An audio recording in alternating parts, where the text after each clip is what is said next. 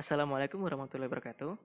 Saya Abi Rafdi dengan NIM 2016-210264. Di sini saya akan memulai presentasi dari kelompok kami dengan tema prinsip kekuatan etis dalam individu. Langsung saja, apa sih kekuatan etis itu? Kekuatan etis itu adalah suatu gambaran di mana potensi manusia itu berbeda-beda, ya kan? Setiap manusia itu memiliki kekuatan etis yang berbeda. Nah, apa sih yang membuat berbeda?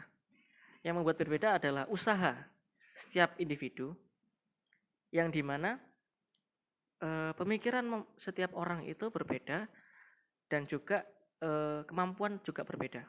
Nah, jadi pada dasarnya, ya kan, kekuatan etis ini adalah suatu proses atau suatu hal yang kita tempa, bukan hanya berimbas pada lingkungan di sekitar kita, dan tentunya berimbas di dalam diri kita, ya kan?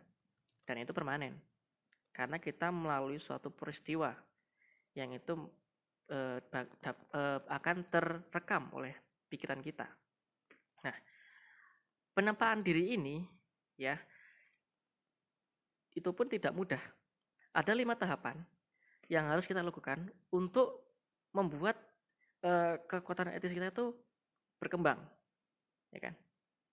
Ada 5 prinsip. Prinsip pertama adalah tujuan atau purpose, yang dimana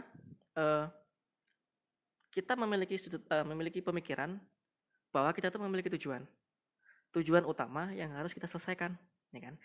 Lalu kita harus memiliki pemikiran bahwa kita itu harus bisa membedakan mana yang benar ataupun salah. Lalu yang kedua adalah bangga atau pride. Bangga di sini adalah bangga terhadap diri kita sendiri, terhadap pencapaian kita selama ini, ya kan? Usaha kita seberapa besar, ya kan? Kita harus bangga. Lalu meyakinkan diri bahwa kita itu bisa, ya kan? Lalu memiliki good vibes atau sifat positif. Nah, lalu yang ketiga, kesabaran atau patience. Nah, di sini kesabaran itu menjadi suatu kunci ataupun hal yang penting dalam 5 prinsip ini, karena kesabaran ini menjadi salah satu yang membuat kita itu berhasil menerapkan 5 prinsip ini. Karena gini, pada dasarnya sabar dalam menanggapi suatu proses ataupun suatu peristiwa dalam diri kita, ya kan? Pikiran kita itu akan berpikir begini, usaha, ya kan, tidak akan mengkhianati hasil, ya kan? Lalu yang keempat adalah kegigihan atau persistence. Nah, persistence ini adalah suatu konsisten atau suatu usaha kita secara konsisten, ya kan, terhadap tujuan utama kita dan menerapkan sifat percaya diri atau sikap percaya diri, gitulah. Jadi semangat kita dalam menempa diri, ya kan, atau membuat diri kita itu lebih berharga atau lebih baik lagi. Lalu yang kelima adalah perspektif atau pandangan. Jadi gimana kita itu menanggapi suatu peristiwa atau pandangan yang dimana kita itu harus berpikir positif, fokus terhadap tujuan kita, agar tujuan kita itu terlaksana dan tidak membuat kita itu berpaling dengan tujuan utama, begitu. Itu mungkin yang bisa saya jelaskan. Nah, selanjutnya akan dijabarkan oleh rekan-rekan saya yang lain lebih jelasnya. Baik, terima kasih. Atas kesempatannya, nama saya Nuliandriani dengan NIM 031. Di sini saya akan melanjutkan presentasi dari rekan saya, yaitu fungsi 5 prinsip kekuatan etis untuk individu. Terkadang kita belajar lebih banyak dari masa lalu daripada hanya melihat tren pada masa depan. Ya, bahkan dengan teknologi pun yang meledak ke segala arah, ada dasar-dasar tertentu dari kesuksesan bisnis yang bila dilanggar dapat merusak. Dapat kita lihat melalui buku The Power of Ethical Management oleh Ken Blanchard dan Norman Vincent Peale diterbitkan pada tahun 1988. Prinsip-prinsip yang diuraikan dalam buku ini masih relevan sampai sekarang. Ini terdiri dari informasi yang memiliki nilai abadi dan berfungsi sebagai pengingat yang layak tentang etika dan pentingnya. Tanpa memberikan contoh dari manajemen puncak dan menengah, mungkin sulit untuk meyakinkan karyawan bahwa mereka juga perlu menjalankan bisnis sehari-hari dengan cara yang etis. Kebijakan etika yang terdefinisi dengan baik bersama dengan garis besar standar perilaku terkait memberikan kerangka kerja untuk perilaku etis dan moral dalam sebuah perusahaan. Jika karyawan diperlakukan dengan tidak hormat dan tidak dipercaya atau tidak percaya, kemungkinan besar mereka akan melakukan hal yang sama terhadap manajemen dan mungkin juga pelanggan. Saat mengembangkan kebijakan etika, apa yang Anda inginkan perusahaan Anda perjuangkan, menuliskannya dan menegakkannya. Ketika kebijakan etika dasar ini didasarkan pada 5 prinsip dasar yang nantinya akan dijelaskan oleh rekan saya, yang mana ada purpose, pride, patience, persistence, and perspective. Yang mana saya sudah jelaskan tadi itu fungsi dari 5 prinsip kekuatan etis untuk individu, yaitu membangun kekuatan terdalam dari diri individu atau diri kita sendiri, yang mana kita harus menanamkan terhadap diri kita bahwa kita itu berkomitmen terhadap kualitas pekerjaan dan kontribusi ke masyarakat. Kita mengembangkan tanggung jawab sebagai individu maupun sebagai perusahaan nantinya untuk bertindak sekarang. Kita mendasarkan sebuah keputusan pada mutualitas yang menguntungkan para pemangku kepentingan kami. Kita juga memanfaatkan kekuatan efisiensi untuk menggunakan sumber daya semaksimal mungkin. Kita juga memiliki kebebasan finansial untuk membuat keputusan sendiri dan tidak dikekang oleh motivasi pihak lain. Kita juga memanfaatkan kekuatan efisiensi untuk menggunakan sumber daya semaksimal mungkin. Kita juga memiliki kebebasan sehingga kita juga tahu bahwa apa yang kita lakukan tergantung pada cara kami melakukannya, dan tindakan kami membantu kita untuk membangun dunia yang lebih baik bagi generasi mendatang. Sekian dari saya, terima kasih. Terima kasih atas kesempatannya. Perkenalkan, nama saya Robiatul Adawiyah dengan NIM 2018-210272. Di sini saya mau melanjutkan presentasi dari rekan saya. Prinsip kekuatan etis untuk individu yang pertama yaitu ada tujuan atau purpose. Tujuan adalah apa yang seseorang rencanakan untuk kehidupannya pada hari ini, esok hari, sebulan ke depan, setahun ke depan, bahkan beberapa tahun mendatang. Tujuan setiap orang akan berbeda satu sama lain. Dengan kata lain, kita bisa mengatakan bahwa seseorang yang memiliki tujuan adalah mereka yang memiliki identitas diri yang kuat dalam menjalani kehidupan sehari-hari. Selain itu, tujuan dapat diartikan sebagai pencapaian misi tertentu dan dapat dicapai dalam waktu singkat yang dikatakan dalam, jelas, dan sederhana yang disertakan nilai, harapan, dan visi kita. Tujuan berguna untuk membantu kita untuk menentukan perilaku mana yang dapat diterima dan perilaku mana yang tidak dapat diterima. Tujuan di sini adalah menjalankan mission statement pribadi yang menguatkan diri menjadi orang yang etis. Tujuan di sini itu untuk melakukan tujuan yang membuat kita senang, bahagia terhadap diri kita sendiri. Selanjutnya, tujuan itu terdiri dari dua.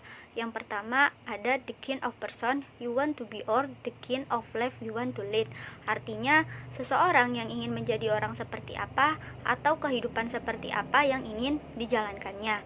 Contohnya, saya ingin menjalankan kehidupan saya dengan menjadi orang yang bermanfaat bagi orang lain, membantu orang lain sebanyak mungkin, memberikan dampak positif kepada orang sekitar, mendorong orang di sekitar kita melakukan pekerjaan semaksimal mungkin yang menurut kita terbaik. Selanjutnya yang kedua ada your own personal mission statement, artinya yaitu pernyataan misi seseorang. Contohnya, contoh yang pertama, membantu teman yang sedang kesulitan dalam mengerjakan sebuah tugas. Maka, misi kita itu kita harus membuat bagaimana teman kita ini nantinya bisa memahami pengerjaan tugas sampai benar-benar paham dan bisa melakukannya sendiri. Contoh yang kedua yaitu berbagi kepada orang yang membutuhkan. Misi yang kita lakukan seperti setiap bulan kita harus menyisihkan gaji atau uang saku kita sebesar 5% untuk kita sedekahkan. Nah, ketika membantu orang sekitar itu, kita harus membantu orang-orang yang terdekat kita seperti teman ataupun tetangga kita. Sekian presentasi dari saya. Selanjutnya akan dilanjutkan oleh rekan saya. Terima kasih. Terima kasih atas kesempatannya. Perkenalkan, nama saya Albert Priya Sukmana, NIM 2018-210379. Di sini saya akan melanjutkan presentasi dari rekan saya. 5 prinsip kekuatan etis untuk individu. Selanjutnya itu kebanggaan atau disebut pride.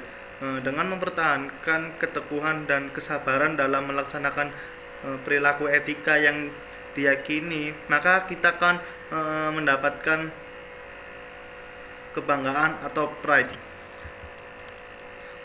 Dan akhirnya dengan mempertahankan keteguhan dan kesabaran dalam melaksanakan perilaku etika, ya ini maka kita akan mendapatkan pride atau kebanggaan.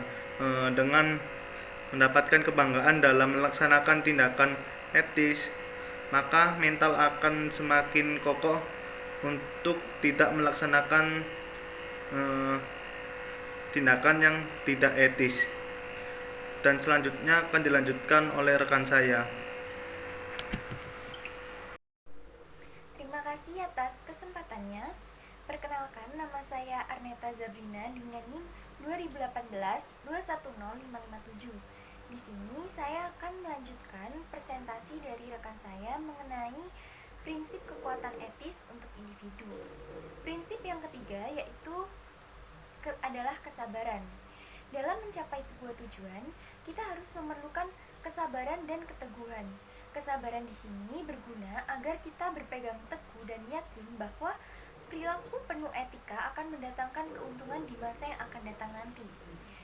Sabar adalah suatu sikap menahan emosi dan keinginan serta bertahan dalam situasi sulit dengan tidak mengeluh sedikitpun.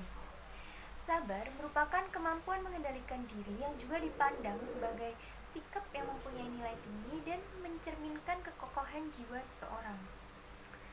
Nah, sabar juga sering dikaitkan dengan tingkah laku positif yang ditonjolkan oleh setiap individu atau seseorang. Kesabaran mencakup keyakinan bahwa setiap peristiwa dapat dikendalikan maupun kesediaan menunggu sampai keseluruhan proses terungkap sebelum menetapkan keputusan atas sesuatu. Nah, jadi kunci sabar di sini yang pertama yaitu Anda tidak harus selalu memiliki sesuatu itu sekarang. Jadi kita harus sabar dalam menanti sesuatu tersebut. Tentunya juga jangan lupa untuk berusaha dan juga berdoa. Lalu yang kedua, jika Anda melakukan apa yang benar meskipun itu merugikan Anda dalam jangka pendek, itu akan terbayar dalam jangka panjang nanti. Baik, terima kasih. Selanjutnya akan dilanjutkan oleh rekan saya. Ya, terima kasih atas kesempatannya. Saya Fimo Sibi, NIM 2018-210664. Di sini saya akan membahas tentang salah satu dari 5 prinsip kekuatan etis untuk individu pada prinsip kegigihan atau yang biasa disebut persistence. Dalam melaksanakan kegigihan diperlukan adanya komitmen untuk hidup berdasarkan prinsip-prinsip etika. Dengan melaksanakan kegigihan, kita harus tetap berpegang teguh mempertahankan prinsip etika yang diyakini walaupun nantinya akan menghadapi penghalang. Kegigihan yang mencakup kesediaan untuk terus melakukan yang benar walaupun konsekuensinya tidak seperti yang diharapkan. Berikut saya akan menjelaskan tentang contoh-contoh bentuk-bentuk prinsip kekuatan etis untuk individu pada prinsip kegigihan. Yang pertama ada saya tetap berpegang teguh pada tujuan saya. Yaitu yang dimaksud pada bentuk implementasi ini ialah seseorang yang mempunyai pendirian, yang mana ada banyak jalan lain dan lika-liku, akan tetapi ia percaya pada tujuan yang dipegang sebelumnya. Ia percaya akan membuahkan hasil pada masanya. Dan yang kedua, itu ada perilaku saya sesuai dengan niat saya. Yaitu yang dimaksud pada bentuk implementasi ini ialah jika sebelumnya sudah ada niatan baik dalam mengerjakan sesuatu hal atau apapun, maka perilaku dalam mengerjakan suatu hal akan baik pula. Begitupun juga sebaliknya. Dan yang ketiga ada jangan menyerah, yaitu bentuk dalam implementasi ini yang dimaksud ialah dalam menjalani suatu hal pastinya kita akan mengalami kegagalan-kegagalan yang menimpa kita. Oleh sebab itu, jika kita telah memiliki pendirian dengan tujuan tertentu dan niat awal yang baik, maka jalan untuk tidak menyerah adalah jalan yang baik. Terima kasih. Itu presentasi dari saya. Assalamualaikum warahmatullahi wabarakatuh. Terima kasih atas kesempatannya. Nama saya Putri Rianti Lestari, NIM 2018-210740. Di sini saya akan melanjutkan presentasi dari rekan saya yang kelima, yaitu ada perspektif. Nah, dalam melaksanakan tujuan itu harus selalu dalam perspektif sehingga kita nantinya tidak berpaling dari tujuan awal. Nah, dalam melaksanakannya itu kita harus dapat meluangkan waktu sejenak untuk rehat dan bercermin, merenungkan di mana kita sekarang, kemana kita akan melangkah dan menentukan kemana langkah kita selanjutnya. Nah, dalam perspektif etika ini diperoleh sepanjang hidup dan terkait dengan kebiasaan dengan definisi apa yang baik atau buruk. Nah, untuk perspektif etika utama itu dapat diklasifikasikan menurut jawaban atas pertanyaan-pertanyaan kehidupan dan posisi etis yang diyakini benar. Yang pertama ada perspektif kewajiban etis atau etika deontologis. Nah, perspektif etis kewajiban adalah tentang apa yang seharusnya berdasarkan seperangkat aturan yang telah ditentukan tentang apa yang benar dan salah. Nah, di bawah perspektif ini, individu harus setia pada norma-norma dari apa yang mereka yakini benar, memaksakan kebutuhan untuk konsisten dengan nilai-nilai pribadi. Yang kedua ada perspektif etika karakter atau etika kebajikan. Nah, dalam perspektif etis karakter itu orang lebih menonjol kebajikannya, karakternya, dan moralitasnya ketika membuat keputusan. Terima kasih. Selanjutnya akan dilanjutkan oleh rekan saya. Assalamualaikum warahmatullahi wabarakatuh. Terima kasih atas kesempatannya. Saya Siti Halimatus Sa'diyah dengan NIM 2018-20915. Di sini saya akan melanjutkan presentasi dari rekan saya, yaitu tentang perspektif. Nah, perspektif etis ini sangat penting karena itu masuk dalam daftar sebagai disiplin kehidupan kita.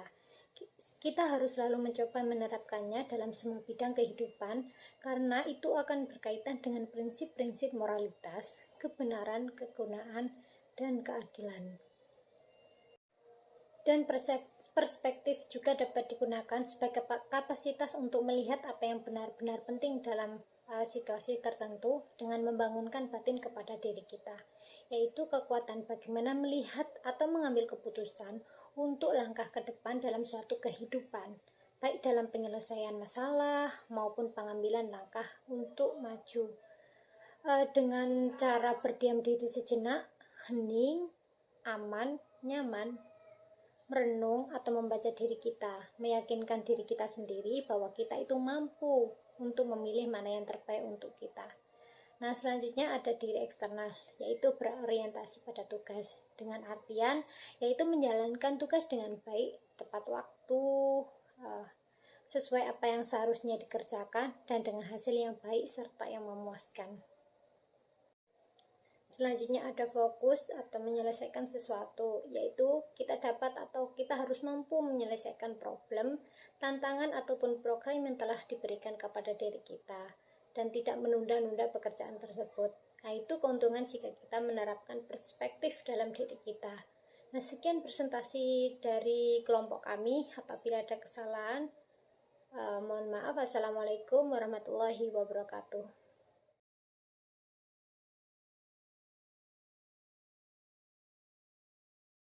Thank you.